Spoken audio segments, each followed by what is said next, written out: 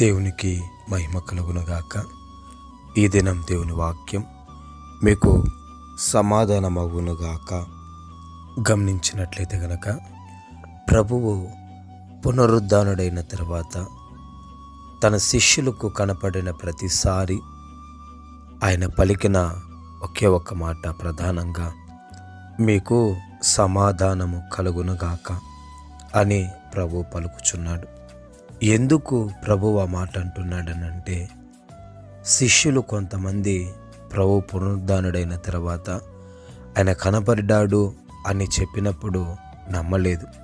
అందుకే ప్రభువు వారి హృదయాలలో సందేహము, సంశయము, దిగులు, భయము ఇలాంటి అనేకమైన విషయాలు ఉంటాయనేసి ప్రభువు తన్ను తాను కనపరుచుకున్నప్పుడు ప్రతి సందర్భంలో కూడా ఒకే రీతిగా మీకు సమాధానము కలుగునుగాక, అంటే మీలో ఉన్నటువంటి భయమును, దిగులు అన్నిటిని కూడా తొలగించండి, మీ హృదయాలలో సమాధానము ఏలుబడి చేయనియండి అనే ఉద్దేశంతో ప్రభువు అన్న మాట ఏమనంటే మీకు సమాధానము కలుగునుగాక. గమనించండి, ఆ దినాలలో శిష్యుల హృదయాలలో దిగులు, భయము, భీతి అనే అనేకమైన కార్యాలు ఉన్నట్లుగా ఈ దినాన నీ హృదయంలో అటువంటి కార్యాలు ఉన్నాయా? అయితే నువ్వు దేనిని గురించి చింతించద్దు.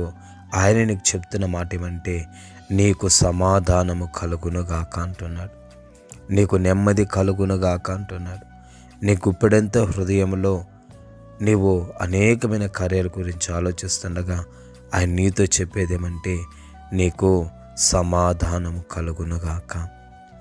ప్రభువు ఇచ్చేటటువంటి సమాధానము అది నిత్యము ఉంటుంది.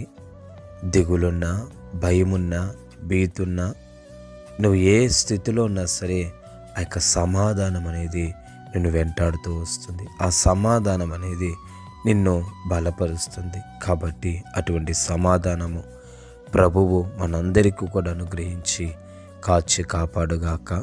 పరిశుద్ధుడా యేసయ్యా మీకు స్తుతులు నాయనా. మీరు ప్రభువా మాకు సమాధానాన్ని అనుగ్రహించి కృపనివ్వండి. యేసు నామములో తండ్రి, ఆమేన్, ఆమేన్.